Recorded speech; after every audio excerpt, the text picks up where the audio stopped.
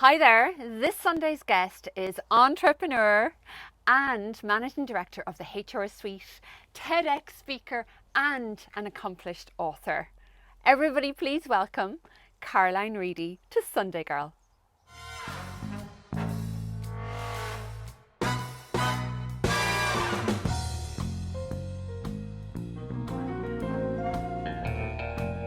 Caroline. Delighted to be here, Orla, and Thank this you. gorgeous day in this gorgeous setting. Isn't it lovely just kind of looking over the views? There's something kind of peaceful about it. Gorgeous and lovely to be outside. So I think I know you about 20 years. So I first met you actually when you were in Garvey's, just before you set up your own business. But bring us back to the beginning.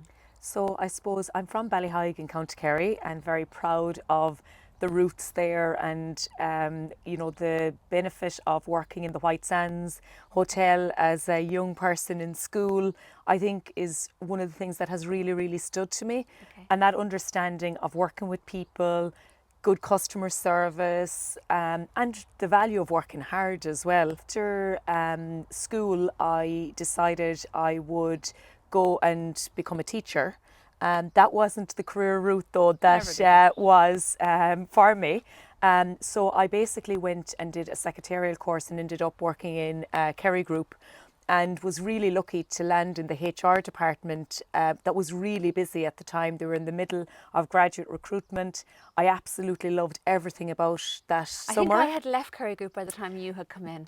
I think, Orla, yeah. Great organisation. Absolutely amazing. Still have great pals there. Fantastic, same. And when I joined, I was really lucky because the brilliant thing was there was a real ethos of if you could do the job, it didn't matter what age you were or, once you had the potential, they really invested in you. And as long as you're willing to stay there day and night. Absolutely, work hard, but in a good way, because so exciting. I think when you're young, you've got such an appetite for learning and opportunity that they really harness it. So I was going to college then to UL to do business studies because I realised HR was for me. But I was lucky enough that they offered me the option to do that by night and continue to work there. So I did my college by night and continued on to do my masters. After Kerry, I went to work with the Garvey Group. Again, a really fantastic Irish Indigenous company.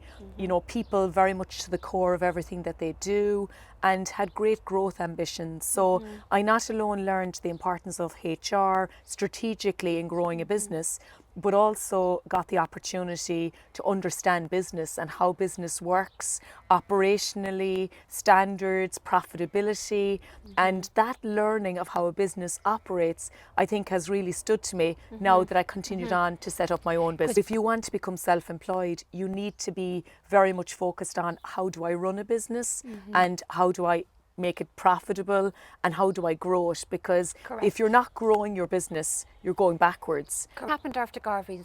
So that this kind of light bulb moment where you say, okay, I'm going to go it alone. Was it something you were thinking about for a few years? Not really, Orla. I went, I was president of the Chamber of Commerce at the time, and I went on this really super trip to San Francisco with Jimmy Deanahan, Mary Lynch from Shannon Development, and lots of entrepreneurs who had won Ernst & Young Entrepreneur of the Year. And during that trip, when we were there trying to bring back really good companies and business to the technology park in Tralee, during the evenings everybody was talking to me about their HR challenges in their businesses, and as the week went on they were saying, look, if you set up your own business, we'll all give you a chance and we'll give you business. And by the time the trip was over, I had this really big seed sown in my head to say, and potential clients. Exactly, which was a really great starting point. So I set up the HR Suite 12 years ago now. Wow. Time flies. This is going into my 12th year. And I've been so lucky to always have employed people that are way better than me. I've had the best staff from the very first That's how you employee. know you're a natural leader, is that you recognise ability in others. Yeah, so and important. And you can delegate ability to others as harder to do when it's your own business. Overall, for me, it's work-life balance, if I'm being honest. Okay, you have a work-life balance. Yeah, be honest. I do, and I suppose for me, I remember when I set up the business first, one of the key priorities was that the team would be able to work good hours, that it wasn't going to be a business that was hair on fire and working all crazy hours. People work really hard during their working hours, but then they're off when they're due to be off. That's great to hear, because I think going forward in all our lives, it's to see that work-life balance and to know that if you are well rested, you actually work better.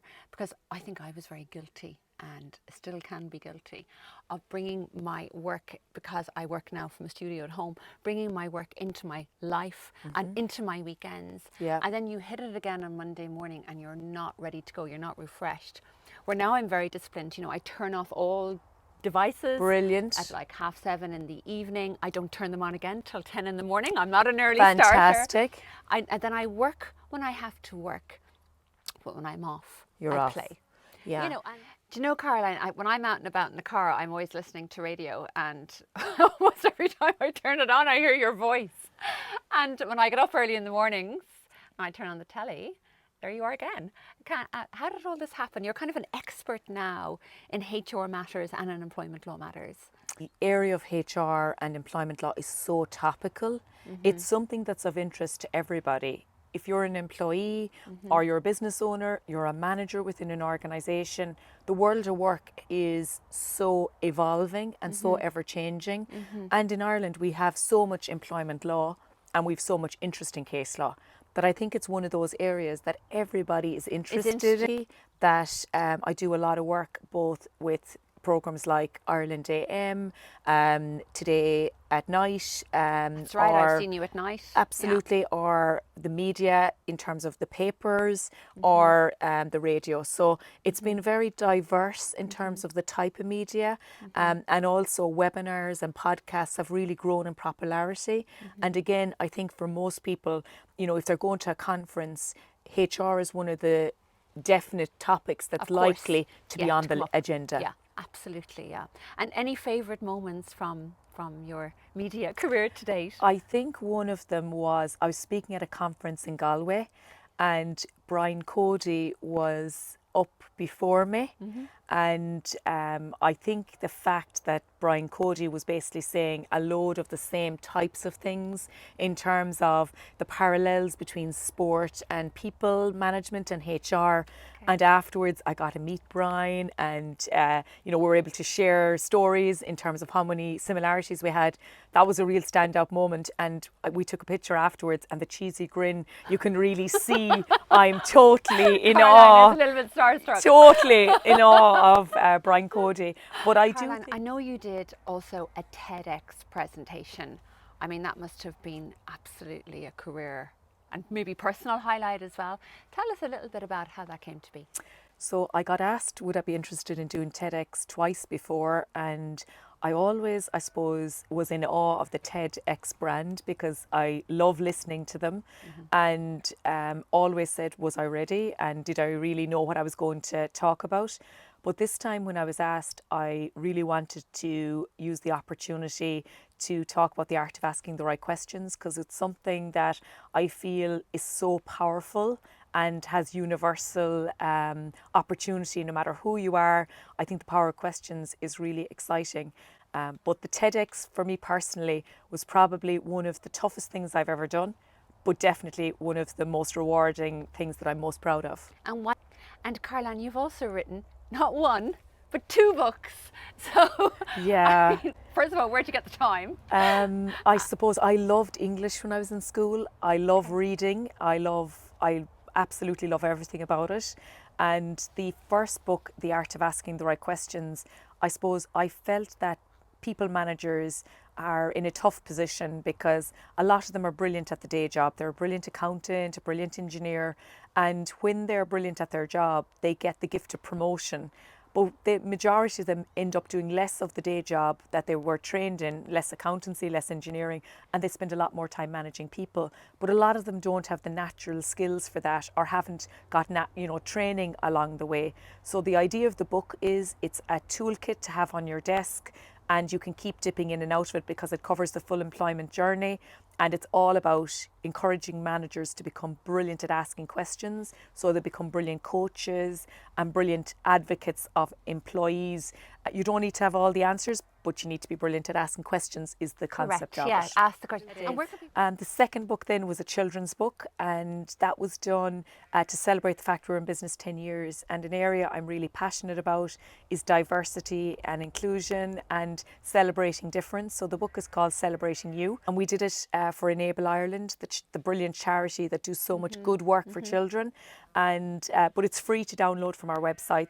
Okay, we're going to end this interview, and I'm just going to ask you, for anybody watching who's thinking of making a life change, a career change, setting up their own business at any age, what main piece of advice would you give them? I suppose one of the things in my TEDx talk I speak about is when I got my Leaving Cert results, I thought I did brilliantly because I got, enough points to do what I wanted to do. But I remember my dad throwing turf into the shed and he's saying to me, "So Caroline, are you happy?" And it was one of those moments in life that really stopped me in my tracks and gave me a bit of a wake-up call to appreciate and realise that points, money, material things don't bring you happiness. So a lot of the time you have to really look deep within to say, what is it that's going to make me happy? And if you're in any part of your life that isn't giving you that happiness right now, it's the only person that can make that change is yourself. And time goes really, really fast. So I would encourage you to carpe diem and seize the moment and take a chance, because most things, if you take a chance and you go down one path, you can always go down another. That is such a strong, powerful message. Yeah. That is focused on yourself as well as what you want to achieve. And I believe not being afraid to fail and the freedom of just taking a chance to kind of go, okay, I'm going to chance this, and if it works, great, but if it's not, there's no worst case scenario. Yes, correct, and there's no shame in failure. Absolutely. You just get up, dust yourself off. Absolutely, and go off again. you go again. Absolutely, Yeah. and I think we're getting better at that as a society and as individuals, but we still have a long way to go. We do. Yeah. Caroline, you're an extraordinary woman. I'm delighted to be talking to an extraordinary woman. It's go off and make myself better every time I talk to you. Oh, Thank pleasure. you for joining all of us here on Sunday Girl, and both of us wish you an amazing week.